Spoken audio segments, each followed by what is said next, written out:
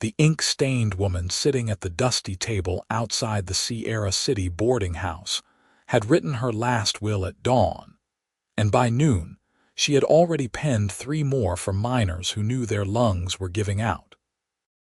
Delilah Sanders charged 2 cents per will, because that was all most dying men could afford in this California mining town in 1878, and she believed every soul deserved to leave something behind for the people they loved, even if it was just words on paper. The sun beat down mercilessly on her makeshift desk. A warped plank balanced on 2 crates, where she kept her precious inkwell wedged between worn law books her father had left her before consumption took him 5 years back. She pressed the blotter against the latest will, watching the excess ink seep into the pink paper, then folded it carefully and handed it to old Samuel, whose hands shook so badly he could barely hold it. His eyes were yellowed, his breathing rattled like stones in a tin can, and she knew he would not see another month. He dropped 2 pennies into her waiting palm, coins still warm from being clutched in his fist during the walk from the mines. "Thank you, Miss Sanders," he wheezed. "My boy in Denver will know I thought of him now." "He will," Delilah promised, giving his weathered hand a gentle squeeze. "And Samuel, if you need anything else written, you come find me. No charge next time." The old miner shuffled away, clutching his will like it was a treasure map, and Delilah turned her attention back to the line forming behind him. 3 more men waited, all with that same hollow look in their eyes, that acceptance of death that came from breathing rock dust and bad air day after day in the silver mines that honeycombed the mountains around Sierra City. She had just uncapped her inkwell again when a shadow fell across her desk. Delilah looked up, shading her eyes against the afternoon glare, and found herself staring at a tall cowboy with sun-bronzed skin and eyes the color of the sky right before a storm. He wore dusty leather chaps over denim pants, a faded blue shirt, and a hat that had seen better days. A gun belt hung low on his hips, but his hands rested easy at his sides, no threat in his posture. "You the will writer?" he asked, his voice a low rumble that reminded her of distant thunder. "I am. Delilah Sanders. Are you in need of my services?" He studied her for a long moment, taking in her simple brown dress, the ink stains on her fingers, the determined set of her jaw. "No, madam, I am not dying. But I have been watching you all morning, and I have got to say something before I lose my nerve." Delilah felt her cheeks warm under his scrutiny. "I have customers waiting, Mr. Paxton Pierce, and what I have got to say will only take a minute." He gestured at her desk, at the 2 pennies she had just tucked into her leather pouch. "You charge 2 cents to write wills for dying men. That is correct. You deserve more." The words hung in the air between them, simple and sincere, and Delilah found herself momentarily speechless. She had heard many things in her 23 years, especially since setting up her will-writing business 6 months ago, but no one had ever suggested she was worth more than what she charged. "I charge what people can afford," she finally managed. "These are miners, Mr. Pierce. Hard-working men who send most of their wages back to families in other states. 2 cents might not seem like much to you, but to them, it is a sacrifice made so their loved ones will know their final wishes." "I understand that," Paxton said, and something in his tone made her believe he truly did. "But you are providing a service that matters. You are giving men peace in their final days. That is worth more than 2 pennies, even if they cannot pay it." One of the waiting miners coughed, a wet, rattling sound that drew Delilah's attention back to her line of customers. "I appreciate your concern, Mr. Pierce, but as you can see, I have work to do." He nodded slowly, touching the brim of his hat. "Yes, madam, I will leave you to it, but I would like to speak with you more when you are finished for the day if you are willing." "Why?" "Because I think I might have a proposition for you." Delilah had learned to be wary of propositions from strange men, but something about Paxton Pierce struck her as genuine. Maybe it was the way he looked her in the eye when he spoke, or the careful respect in his voice, or simply the fact that he was the first person in 6 months to suggest she deserved better than scraping by on pennies. "I finish when the sun touches the mountain peak," she said, pointing west. "Meet me here then if you still want to talk." "I will be here," he promised, and then he was walking away, his boots kicking up small clouds of dust with each step. Delilah turned back to her waiting customers, pushing thoughts of the handsome cowboy aside as she focused on the work that mattered. The next man in line was young, probably no more than 30, but he had the same death sentence written on his face as all the others. She learned his name was Thomas, that he had a wife and 3 children back in Missouri, and that he wanted to leave them his mining claim even though it had never produced much silver. She wrote it all down in her careful script, making sure every word was clear and legal, then witnessed his mark at the bottom since he could not write his own name. 2 more pennies joined the others in her pouch, and Thomas walked away with his will clutched carefully in both hands. The afternoon wore on. Delilah wrote 4 more wills before the line finally dwindled, each one a small tragedy, each one a final act of love from men who knew they were dying too young. Her hand cramped from holding the pen, and her eyes burned from squinting at paper in the harsh sunlight, but she never complained. This work mattered, even if it paid almost nothing. True to his word, Paxton Pierce appeared just as the sun kissed the jagged mountain peak to the west. Delilah was packing away her supplies, corking her in quell and carefully stacking her papers when he materialized beside her desk. "You wrote 9 wills today," he observed. "You were counting." "I was watching." He pulled a small leather pouch from his pocket and set it on her desk with a soft clink. "That is what you earned today. 18 cents. Delilah bristled at the implication. "I am aware of my own earnings, Mr. Pierce. I am not trying to insult you. I am trying to make a point. You worked for 6 hours straight in the burning sun, providing a vital service to dying men, and you earned 18 cents. A cowboy working cattle earns $1 a day, plus meals. A shopkeeper earns even more. You are educated, skilled, and compassionate, yet you earn less than almost anyone in this town." "What exactly is your proposition?"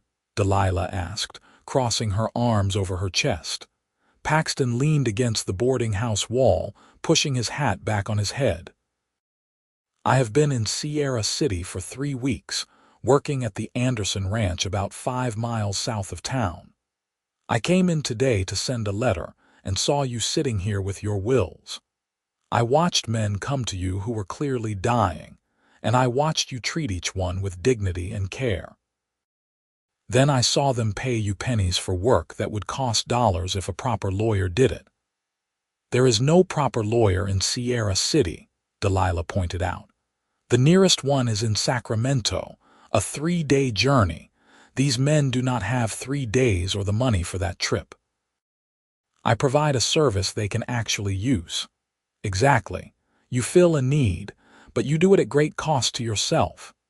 He gestured at her worn dress, at the thin leather of her boots.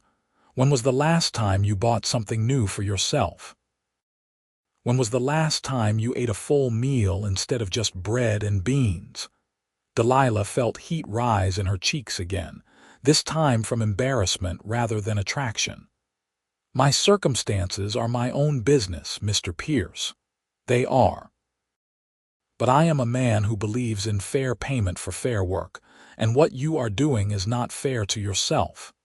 He straightened, meeting her eyes with an intensity that made her breath catch. "Here is my proposition. Let me help you. Let me spread word about your services, help you find clients who can afford to pay more. Not just dying miners, but ranchers who need contracts drawn up, families settling estates, merchants needing legal documents. You have the knowledge to do all of that, do you not? I do, Delilah admitted slowly. My father was a lawyer in Sacramento before he got sick. He taught me everything he knew, made me read every law book he owned. But the ranchers and merchants in Sierra City are not going to hire a woman to draw up their legal documents. They barely acknowledge I exist. They will if I vouch for you. And why would you do that? You do not even know me. Paxton was quiet for a moment, his storm cloud eyes searching her face. My mother died when I was 12, he said finally. Before she passed, she tried to tell my father what she wanted done with her things, with the little bit of money she had saved, but he would not listen. He remarried 6 months later, and his new wife got rid of everything that belonged to my mother. Her wedding ring, her grandmother's quilt, the locket with pictures of me and my sister. All gone. His voice had gone rough with old pain, and Delilah felt her irritation softening into sympathy. I swore then that if I ever had the means, I would help people make sure their final wishes were honored, Paxton continued. When I saw you today, sitting in the sun writing wills for pennies, I saw someone who shared that belief.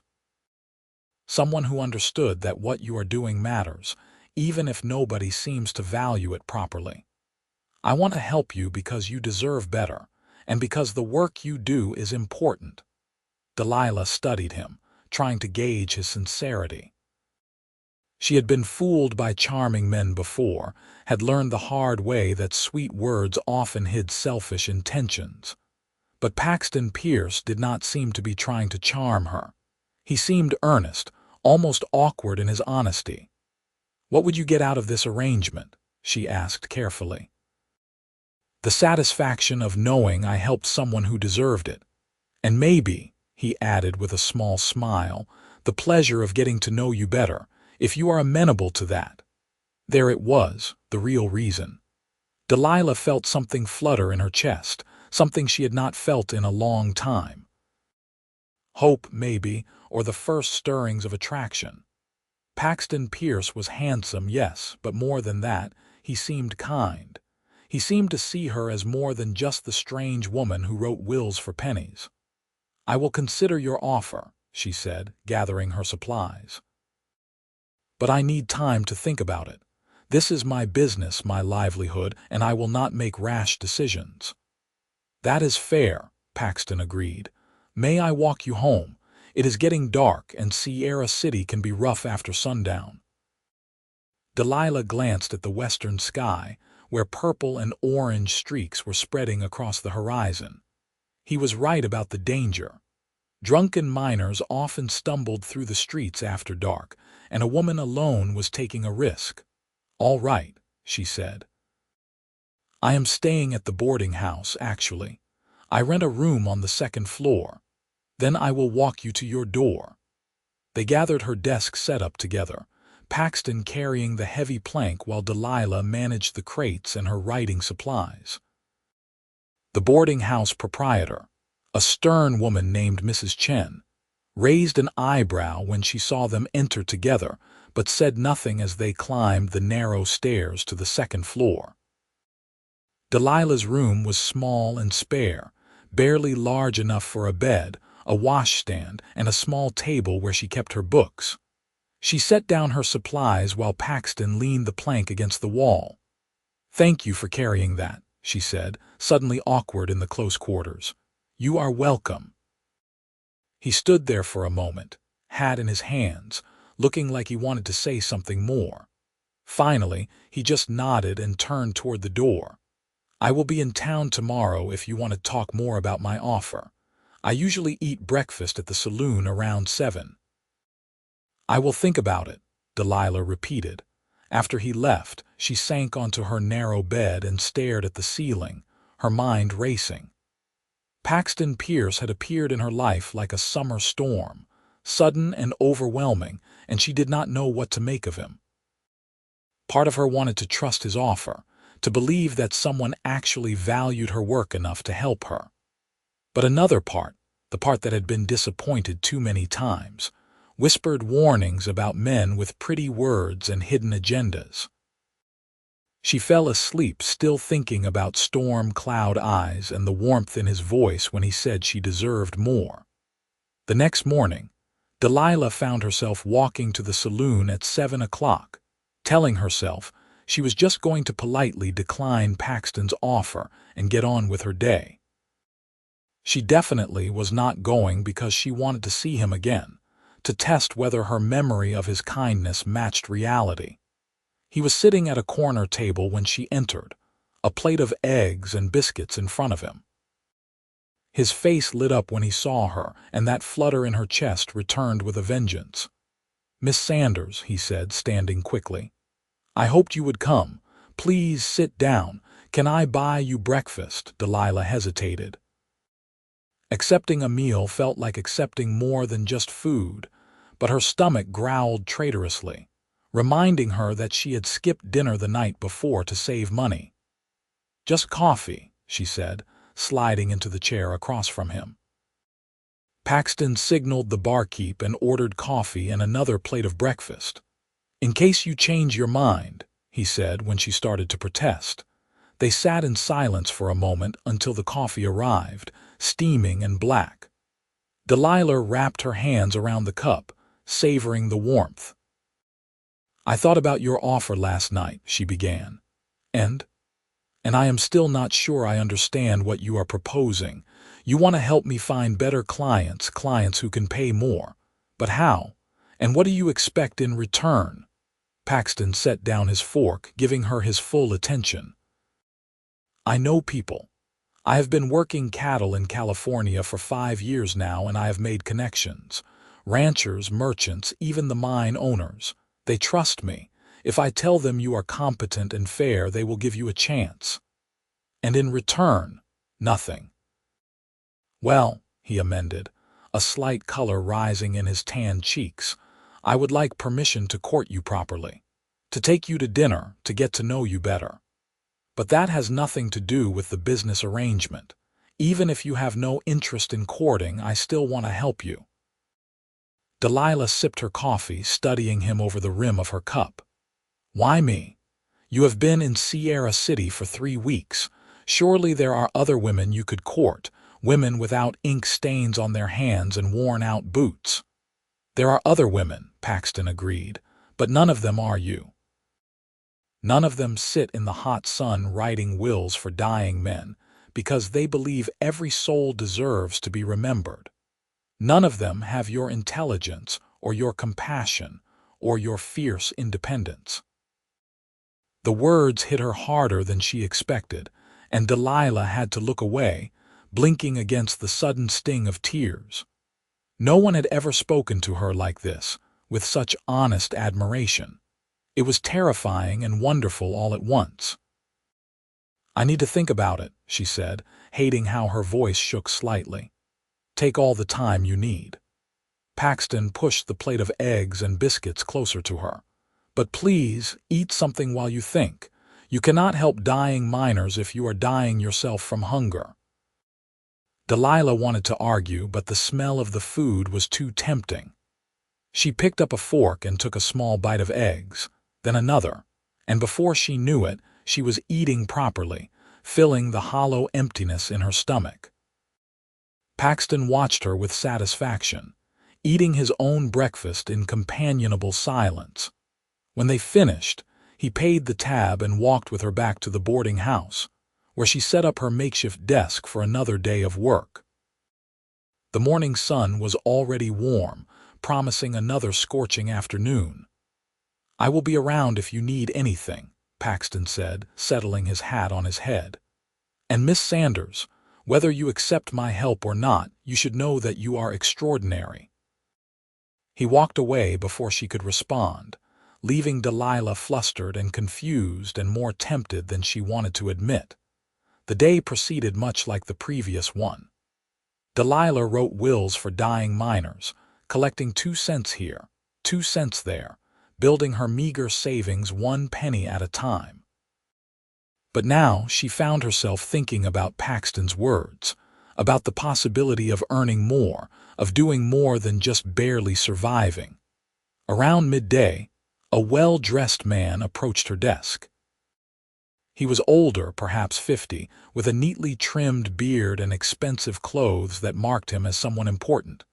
Delilah recognized him vaguely as one of the mine owners, though she had never spoken to him directly.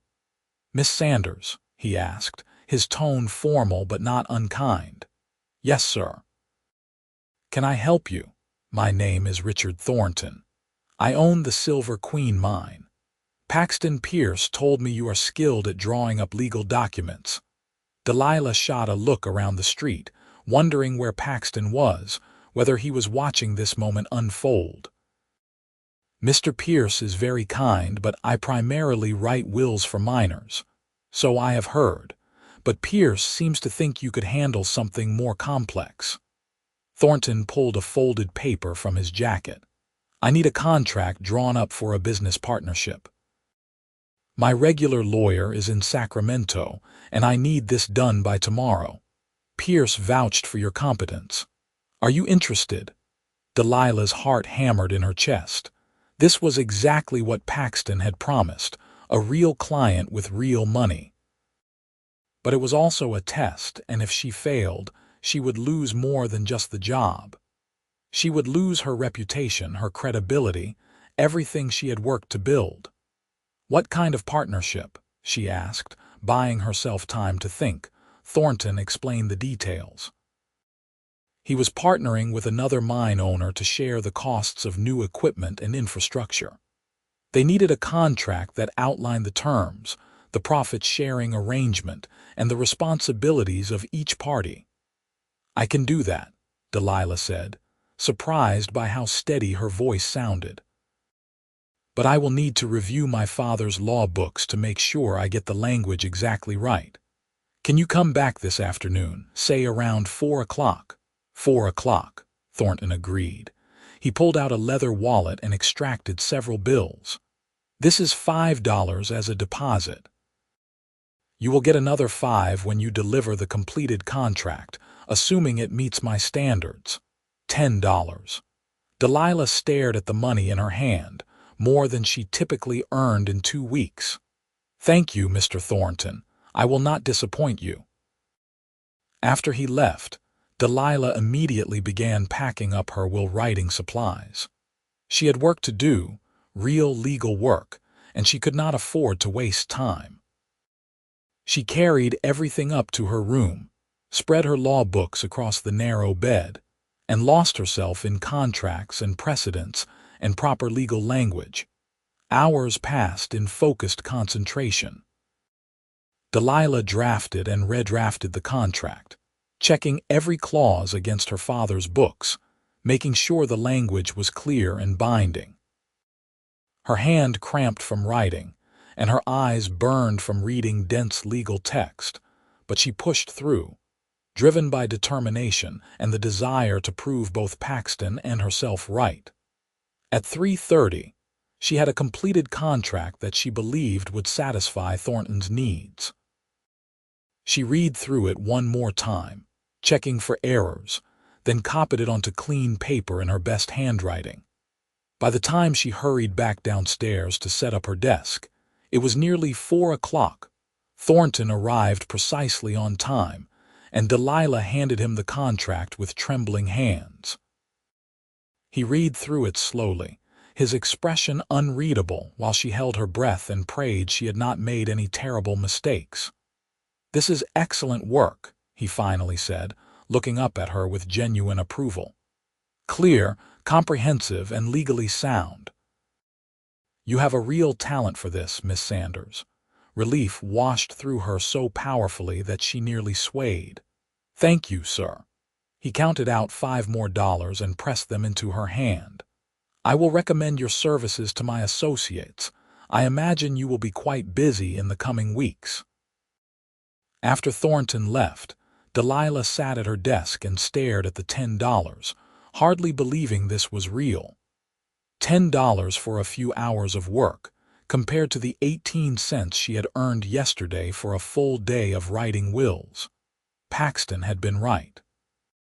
She deserved more, and with his help, she was finally getting it. Speaking of Paxton, he appeared around the corner of the boarding house just as the sun was beginning its descent toward the mountains.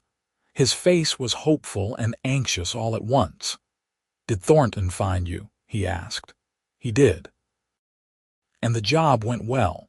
"Very well." Delilah stood up, suddenly overwhelmed by gratitude and something deeper, something that made her want to close the distance between them. "Thank you, Paxton. You did not have to do this for me." "I wanted to," he said simply. "You deserve success, Delilah. You deserve to be valued for your skills." Hearing him use her first name sent a shiver through her. "About your other offer," she said, gathering her courage. "The one about courting. I would like to accept if the offer still stands." The smile that broke across Paxton's face was like sunrise, bright and full of promise. "The offer stands. It will always stand for as long as you will have me." "Then yes," Delilah said, feeling her own smile grow to match his. "I would very much like you to court me." Paxton took her hand carefully, like she was something precious, and raised it to his lips. The kiss he pressed to her knuckles was gentle and reverent, and Delilah felt warmth spread through her entire body. "May I take you to dinner tonight?" he asked. "A real dinner at the hotel restaurant." "I would like that very much." They went to dinner that evening, and Delilah discovered that Paxton was not just kind and handsome, but also funny and interesting. He told her stories about his years working cattle drives, about sleeping under the stars and swimming in cold rivers and learning to rope and ride from cowboys who had been working cattle since before the war. She told him about growing up in Sacramento, about watching her father practice law and begging him to teach her everything he knew, about the devastation of losing him to consumption, and the determination that had driven her to continue his work in her own way. "You miss Sacramento?" Paxton asked over dessert, a surprisingly good apple pie. "Sometimes," Delilah admitted, "but there was nothing left for me there after my father died. No family, no prospects. I came to Sierra City because I heard the mining camps needed help, and I thought maybe I could make a difference." "You have made a difference. Those miners you write wills for, they go to their graves knowing their wishes will be honored. That is no small thing." "I know, but I also know I cannot live on 18 cents a day forever." She played with her fork, gathering courage for what she wanted to say next. "What you did today, bringing Thornton to me, it might have changed my life. If he recommends me to others, if I can build a real legal practice, I could actually make a living here. I could stop just surviving and start truly living." "That is what I want for you," Paxton said, his eyes intense. "I want you to thrive, Delilah, and I want to be there to see it happen." Over the following weeks, Delilah's life transformed in ways she had never imagined. True to his word, Richard Thornton recommended her services to other mine owners and businessmen. She drew up contracts, wrote wills for wealthy ranchers instead of just dying miners, and even handled a property dispute between two merchants. Her income grew from pennies to dollars, and for the first time since arriving in Sierra City, she was able to buy new boots, a new dress, and enough food to fill her stomach every day. But the real transformation was in her relationship with Paxton. They spent every spare moment together, walking the dusty streets of Sierra City, riding out to the Anderson ranch where he worked, sitting together while she wrote, and he mended tack or read from the worn books he carried in his saddlebags. He courted her with a patience and respect that made her feel cherished, never pushing for more than she was ready to give, content just to be near her. One evening, about 2 months after they met, Paxton took her on a ride up into the mountains above Sierra City. They left the horses tied near a small creek and climbed to a rocky outcrop that overlooked the valley. The sun was setting, painting the sky in shades of gold and crimson, and Delilah caught her breath at the beauty of it. "I wanted to show you this," Paxton said, standing close beside her. "This is where I come when I need to think, when I need to remember why I love this wild country." "It is beautiful," Delilah agreed, but she was looking at him instead of the view. Paxton turned to face her, his expression serious. "I need to tell you something. The Anderson Ranch, the job I have been working, it ends in 2 weeks. The owner is selling his herd and moving back east."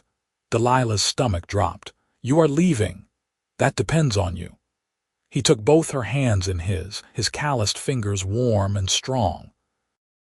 "I have been offered a position as foreman at a ranch near Sacramento. Good pay, steady work, a small house that comes with the job. I want to take it, but I do not want to go without you. Paxton, I cannot just leave. My practice, my clients, everything I have built here. I know. That is why I am not asking you to give it up." He squeezed her hands gently. "Sacramento needs lawyers too. You could build an even bigger practice there, help even more people. And you would be closer to where you grew up, to the city where your father practiced." "Are you asking me to move to Sacramento with you?" "I am asking you to marry me," Paxton said, his voice steady despite the vulnerability in his eyes. "I know it is fast.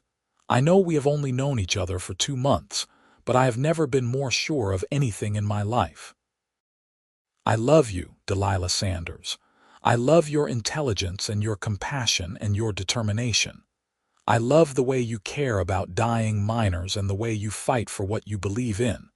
I want to spend the rest of my life supporting you, helping you, loving you. Will you marry me?" Delilah felt tears streaming down her cheeks, but she was smiling so hard her face hurt. "Yes," she whispered. "Yes, I will marry you." Paxton let out a shout of joy and swept her into his arms, spinning her around while she laughed and cried at the same time. When he finally set her down, he kissed her, soft and sweet and full of promise. It was Delilah's first kiss, and it felt like coming home. They were married 3 weeks later in a simple ceremony at the small church in Sierra City. Mrs.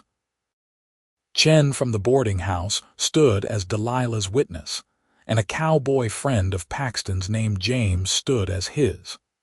Delilah wore a new blue dress she had bought with money from her legal practice, and Paxton wore his best shirt and a new hat.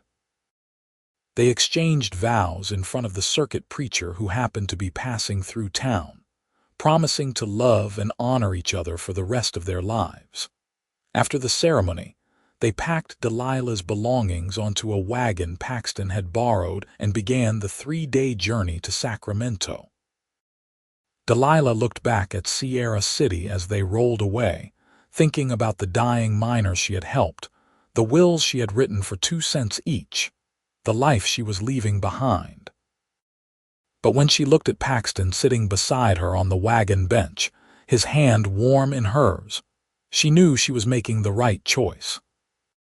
The ranch near Sacramento was called the Double P, owned by a weathered cattleman named George Patterson, who took one look at Delilah and Paxton together and declared them the happiest couple he had ever seen.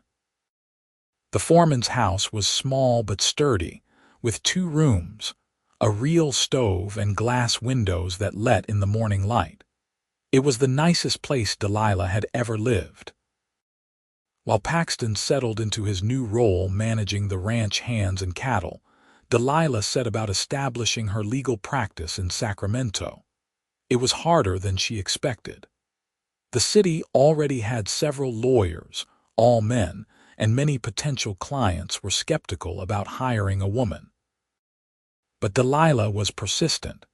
She started by offering free legal advice to families who could not afford the expensive lawyers downtown. She wrote wills, drew up simple contracts, and helped settle minor disputes. Slowly, word spread about the young woman lawyer who charged fair prices and treated everyone with respect.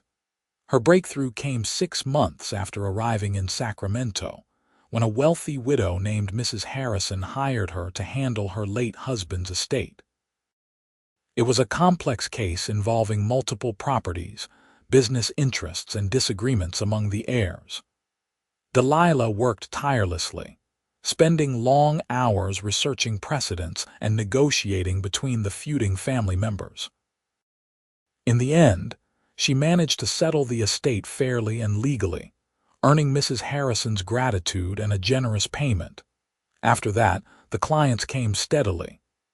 Delilah rented a small office on a side street near the courthouse and hung a sign that read D. Sanders Pierce, Legal Services. She never forgot her roots, though. One day a week, she set up a table outside her office and offered to write wills for anyone who needed one, charging only what they could afford. Sometimes that meant 2 cents, like the old days in Sierra City.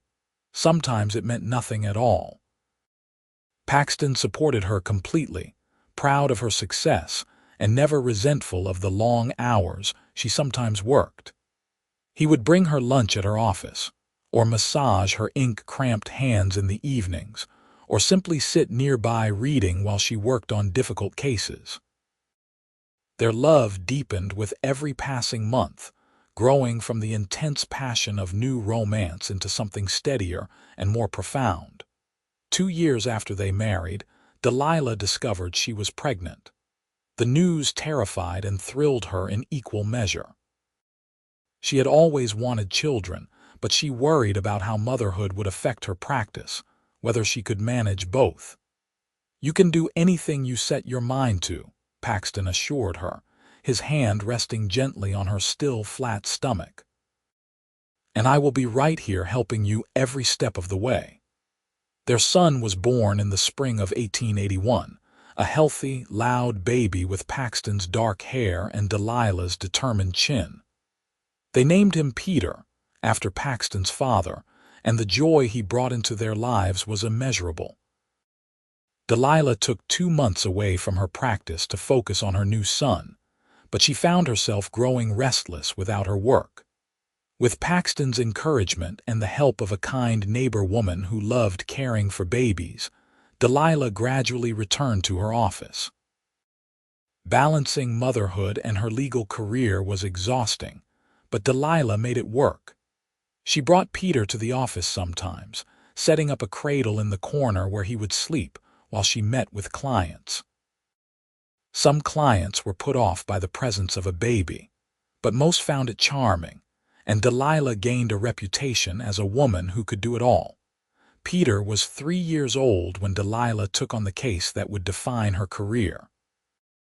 A Chinese immigrant named Liu Chen had been cheated out of his wages by his employer, a wealthy merchant who assumed Chen would not fight back because of his race and language barriers. Chen found his way to Delilah's office through word of mouth, and she took his case immediately, infuriated by the injustice. The case was difficult. Many in Sacramento harbored prejudice against Chinese immigrants, and the merchant had money and influence. But Delilah was relentless. She gathered evidence, interviewed witnesses, and built an airtight case. When the matter went before a judge, she argued passionately for Chen's rights, citing California law and federal statutes that protected workers regardless of their origin. She won. The judge ruled in Chen's favor, ordering the merchant to pay the full wages owed plus damages. It was a landmark decision, and news of it spread through Sacramento's Chinese community. Soon, Delilah had more clients than she could handle, immigrants seeking justice, families needing legal help, workers who had been exploited and needed someone to fight for them. Paxton watched her growing success with pride and unwavering support. He had been promoted to ranch manager by then, overseeing all operations at the Double P, and together they were building a good life. They bought a small house in town, closer to Delilah's office, with enough rooms for their growing family. A daughter named Diana was born in 1884, followed by another son, Patrick, in 1887. Through it all, Delilah never forgot where she had started. Every week, She still set up her table outside her office and wrote wills for anyone who needed one, regardless of what they could pay. Sometimes dying miners from the mountains would make their way to Sacramento specifically to see her, having heard stories about the lady lawyer who had started out charging 2 cents in Sierra City. She welcomed them all, wrote their wills with the same care she gave to her wealthy clients, and sent them on their way with dignity and peace. On their 10th wedding anniversary in 1889, Paxton surprised Delilah with a trip back to Sierra City. They left the children with the neighbor woman and made the journey together, riding through the familiar mountains and valleys. Sierra City had changed in the decades since they left. Some of the mines had closed, the population had shrunk, but the town was still there, still clinging to life in the harsh Sierra Nevada. They visited the old boarding house, where Mrs. Chen was still running things with stern efficiency. They walked the streets where Delilah had set up her makeshift desk and wrote wills for pennies. They climbed into the mountains and looked out over the valley, remembering that evening when Paxton had proposed. "You ever regret it?"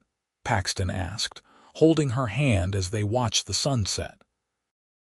"Leaving Sierra City, marrying me, all of it." Delilah looked at him, at the man who had seen her worth when no one else did, who had helped her build a life beyond her wildest dreams. "Not for a single moment," she said. "You told me I deserved more, and then you helped me achieve it." "You gave me everything, Paxton. You gave yourself everything," he corrected gently. "I just opened a door. You walked through it and built an empire." They stayed in Sierra City for 3 days, visiting old places and making new memories. On their last evening, they went to the spot where Delilah had set up her will-writing desk all those years ago. Someone else was there now, a young man with a table and inkwell, writing letters for miners who could not write themselves. He charged 5 cents per letter. Delilah approached him, and after a brief conversation, learned his name was Thomas and he was trying to save money for law school. She gave him her card and told him to come see her in Sacramento when he was ready. She would help him, she promised, just as someone had once helped her. As they rode back to Sacramento, Delilah reflected on how much her life had changed since that hot afternoon when a cowboy with storm-cloud eyes had told her she deserved more than 2 cents per will. She had built a successful legal practice, helped countless people achieve justice, raised 3 beautiful children, and loved a man who supported her completely. It was more than she had ever dreamed possible. The years continued to pass, each one bringing new challenges and joys. Peter grew into a thoughtful young man who wanted to be a teacher. Deanna showed early signs of following in her mother's footsteps, constantly arguing her case for everything and reading law books when she thought no one was looking. Patrick was still young, but he had his father's easy way with animals and people. Delilah's legal practice continued to thrive. She took on more complex cases, championed causes that other lawyers would not touch, and earned a reputation as someone who fought for the underdog. She won some cases and lost others, but she never stopped trying, never stopped believing that everyone deserved representation and justice. Paxton remained her constant support and greatest love. He retired from the Double P Ranch in 1895, at the age of 45, with enough savings that they were comfortable. He spent his retirement helping Delilah with her practice, managing the business side of things while she focused on the legal work. They were partners in every sense of the word, and their love for each other only deepened with time. In 1898, on a warm summer evening, Delilah was working late in her office when Paxton arrived with a picnic basket. "Come with me," he said, his eyes twinkling with the same mischief she remembered from their courting days. "I have work to finish," she protested, but he was already pulling her to her feet. The work will be there tomorrow. Tonight we are going somewhere special." He took her to the spot along the Sacramento River where they had picnicked on their first anniversary. The city had grown up around it over the years, but this particular bend in the river remained peaceful and private. They spread a blanket on the grass and watched the sun set while eating cold chicken and fresh bread.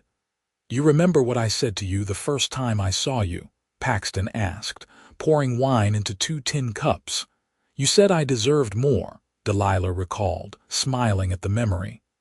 "I was right. But what I did not know then was how much more you deserved, how extraordinary you would become." He took her hand, his thumb tracing the old ink stains that never quite washed away. "You have helped thousands of people, Delilah. You have changed lives, fought for justice, made this world better. I am so proud to be your husband." Delilah felt tears prick her eyes. After 20 years of marriage, Paxton could still make her feel like the most precious person in the world. "I could not have done any of it without you. You believed in me when I did not believe in myself.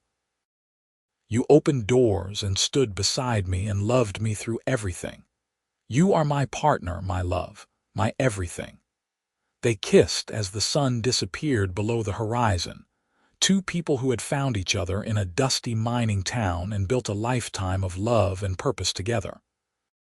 The new century arrived, bringing with it new challenges and opportunities. Delilah was 51 years old in 1900, her hair showing threads of gray, her hands marked by decades of writing and work. But she was still sharp, still passionate about her cases, still committed to helping those who needed her most. Peter had become a teacher as he dreamed, working at a school for immigrant children. Deanna had followed her mother into law, one of the first women to attend law school in California, and was now working alongside Delilah in the practice. Patrick had become a veterinarian, caring for animals on ranches throughout the region.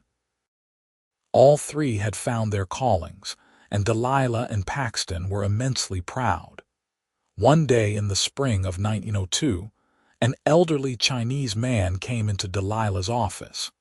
She recognized him immediately as Liu Chen, the immigrant worker whose case had launched her reputation 2 decades earlier. He was older now, his face deeply lined, but his eyes were bright with purpose. "Miss Pierce," he said in careful English, "I have come to thank you. You thanked me long ago, Mr. Chen. There is no need. No, you do not understand. Because you helped me, because you showed that justice was possible, I was able to build a life here. I have a business now, a family. My children are educated, all because you fought for me when no one else would." He placed an envelope on her desk. "This is for you." Delilah opened it and found a substantial check, more money than her usual fee. "Mr. Chen, this is too much. It is what you deserved then but did not charge. Please take it. Use it to help others like you helped me."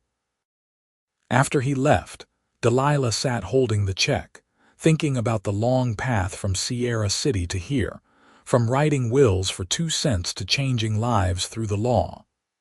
She thought about all the people she had helped, the battles she had fought, the justice she had pursued. And she thought about Paxton, the cowboy who had seen her worth and helped her realize it herself. That evening, she showed Paxton the check from Chen. "I want to use this to start a fund," she said, "to help people who cannot afford legal representation. We could call it the Fair Justice Fund." "That is a beautiful idea," Paxton said, pulling her close. "You are still fighting for the underdog after all these years." "I will always fight for the underdog. That is who I am." The Fair Justice Fund became Delilah's legacy project.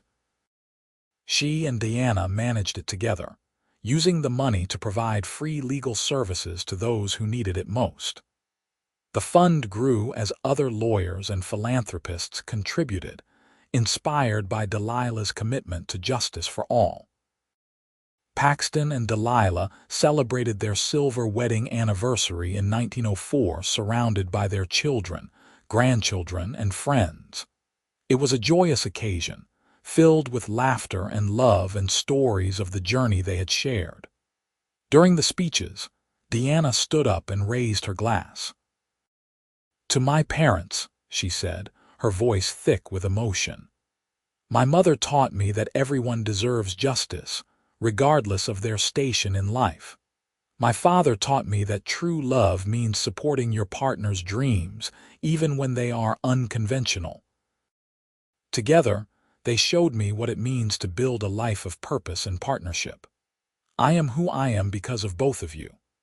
Delilah clutched Paxton's hand under the table. Both of them moved beyond words. As they entered their later years, Paxton and Delilah slowed down but never stopped. Delilah gradually handed more of her caseload to Deanna and the younger lawyers she had mentored, but she still came to the office several days a week. And true to her roots, she still set up her table once a month and wrote wills for anyone who needed one, charging only what they could afford. One crisp autumn day in 1910, a young man approached her table outside the office. He was thin and ragged, clearly down on his luck, and he coughed with the wet, rattling sound that Delilah recognized from her Sierra City days. "I need a will," he said, "but I only have 2 cents. Delilah looked at him, at his tired eyes and sick pallor, and she was transported back to 1878, to a dusty street in Sierra City where she had first started writing wills for dying miners. She picked up her pen and smiled at him. "2 cents will be just fine," she said. "Tell me your name and what you want your will to say." As she wrote, carefully forming each letter, Delilah felt the circle complete itself. She had started with 2-cent wills and built an empire of justice from that humble beginning. And now, decades later, she was still honoring that commitment to help anyone who needed it, no matter how little they could pay. Paxton found her there an hour later, still writing wills for people who could barely afford them. He stood watching for a moment, love and admiration clear on his weathered face, then brought her a cup of coffee and a warm shawl against the autumn chill. "You are extraordinary," he said, kissing the top of her head. "You have been saying that for 32 years, Delilah teased. "And I will keep saying it for the rest of my life." They went home together that evening, walking slowly through the streets of Sacramento, hand in hand like young lovers. Their house was warm and welcoming, filled with years of memories and love. They sat together by the fire, Delilah's head on Paxton's shoulder, and talked about their life together. "If you could go back," Paxton asked, "back to that day in Sierra City when I first approached your desk, would you change anything?" Delilah thought about it seriously, reviewing the journey they had taken together. "Not a single thing," she finally said. "Every moment, every challenge, every triumph led us here. I would not trade any of it. Even the struggles. Even the times when money was tight and the future was uncertain. Especially those times. They taught me that I was stronger than I knew. And they taught me that having someone who believes in you, who stands beside you no matter what, is the greatest gift in the world." Paxton kissed her softly. "I have loved you from the moment I saw you sitting in the sun, writing wills for dying miners and accepting pennies like they were gold coins. I loved your compassion, your strength, your absolute refusal to compromise your values, and I have loved you more with every passing year." "I love you too," Delilah whispered. "You saw me when I was invisible to everyone else. You valued me when I could not value myself. You gave me the courage to be more than I ever dreamed possible." They sat in comfortable silence, watching the fire burn down to embers, grateful for the life they had built together. The years continued their steady march. Paxton's health began to decline in 1915, his heart growing weaker despite the best medical care available. Delilah cut back on her work to spend more time with him, and they passed quiet days together remembering their adventures and talking about the future they would not share for much longer. "Promise me something," Paxton said one evening as they sat together on the porch, watching the sunset. "Promise me you will keep fighting for justice, keep helping people, keep being the extraordinary woman I fell in love with." "I promise," Delilah said, tears streaming down her face, "but I do not know how to do any of it without you." "Yes, you do. You did it before you met me, and you will do it after I am gone. I just gave you a little push in the right direction. Everything you accomplished, you did yourself." "We did it together," Delilah insisted. "Everything good in my life came from our partnership." Paxton took her hand, his grip still strong despite his failing body. "Then I am the luckiest man who ever lived because I got to be your partner." He died peacefully in his sleep 3 days later, with Delilah holding his hand. The grief nearly broke her. For weeks, she could barely function, lost without her partner, her love, her best friend. Deanna and the boys rallied around her, providing support and comfort, but nothing could fill the Paxton-shaped hole in her heart. It was Deanna who finally pulled her out of the worst of the grief. She brought a stack of papers to Delilah's house one morning and set them on the kitchen table. "These are people who need you," Deanna said gently. "Cases that only you can handle. Dad would want you to keep fighting, Mom. He would want you to honor him by continuing the work you both believed in." Delilah looked at the papers, at the names of people seeking justice, and she felt something stir inside her. Paxton was gone, but the work remained. The mission they had shared, the belief that everyone deserved representation and dignity, that was eternal.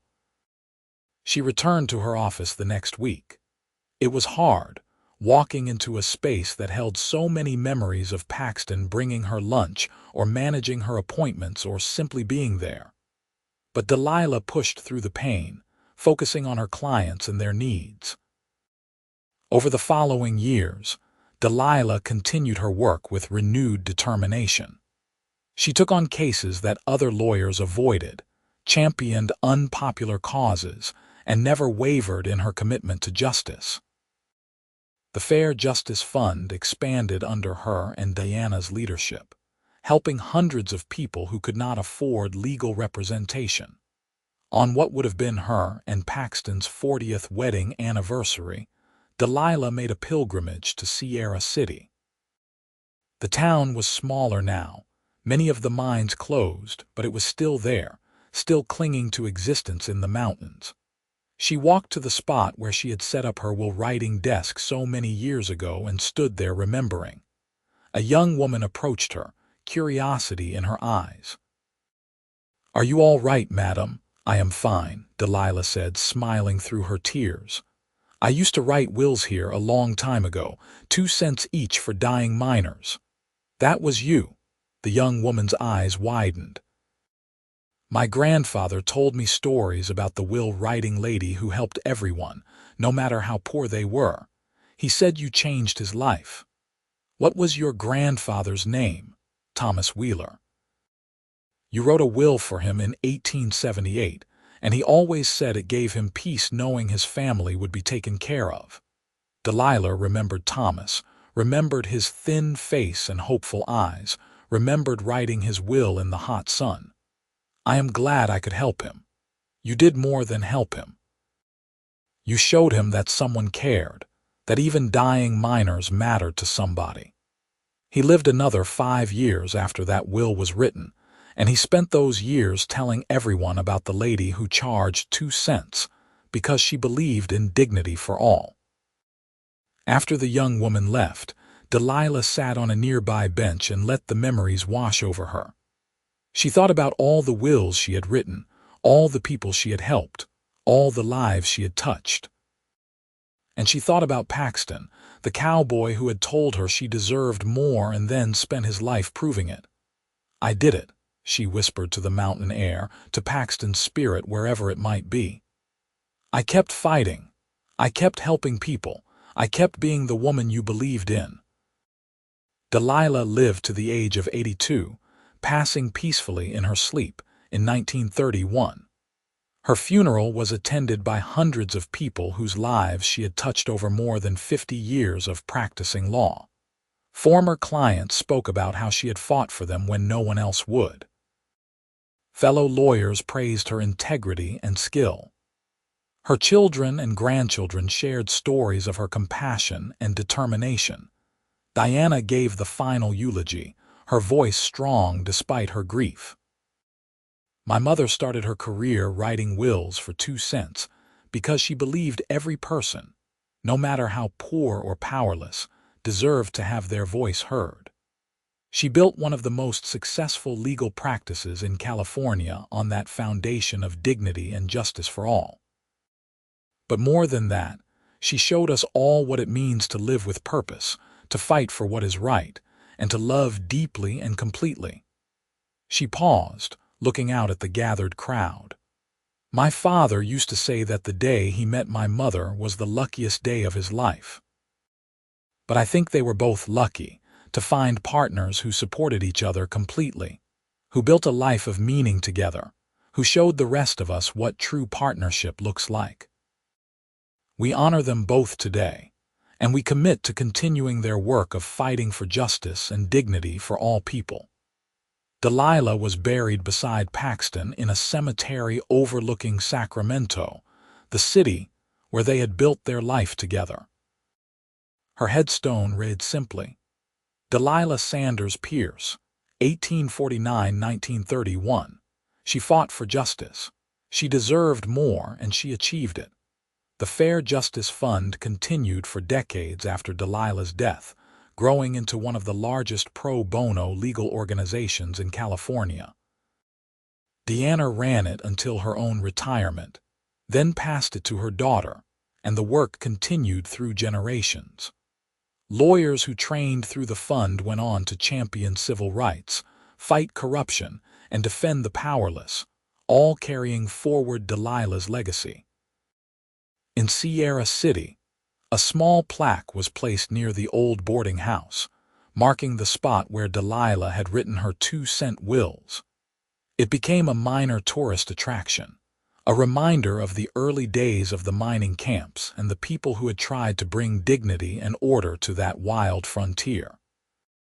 But the real legacy was in the countless lives Delilah had touched, the justice she had pursued, and the love story she had lived with Paxton.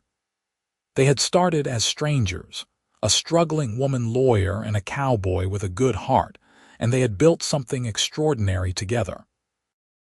Their partnership had transformed both of them, giving Delilah the support she needed to realize her potential, and giving Paxton the satisfaction of helping someone truly deserving succeed.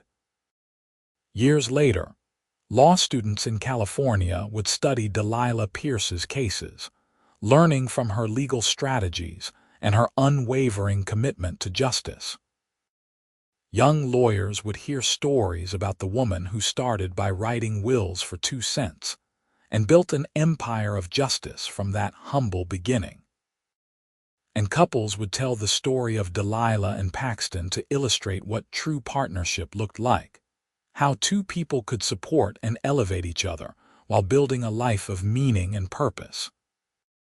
The story of the will-writing lady and the cowboy who told her she deserved more became legend, passed down through generations, as an example of how recognizing someone's worth can change not just one life but countless others. Paxton had seen Delilah's potential when she was sitting in the sun, earning pennies for vital work. He had believed in her, helped her, loved her, and together they had created something that lasted far beyond their own lives. In the end, it was a story about more than just love, though the love between Delilah and Paxton was deep and true. It was a story about justice, about dignity, about the power of believing in someone and helping them believe in themselves. It was about a woman who refused to let poverty or prejudice stop her from doing work that mattered. And it was about a man who saw something special and had the wisdom and generosity to nurture it. Their story lived on in the Fair Justice Fund, in the lawyers they had trained and inspired, in the legal precedents Delilah had set, and in the hearts of everyone who believed that every person, regardless of their station in life, deserved to have their voice heard and their rights protected. The 2-cent wills had been just the beginning, the seed that grew into a mighty tree of justice that sheltered countless people long after Delilah and Paxton were gone. And somewhere, perhaps, their spirits walked together still, hand in hand, looking out over the wild country they had loved, satisfied with the work they had done and the life they had built together. The cowboy had been right that dusty day in Sierra City. Delilah had deserved more. And with his help and her own determination, she had achieved everything she was meant to be and more than she had ever dreamed possible.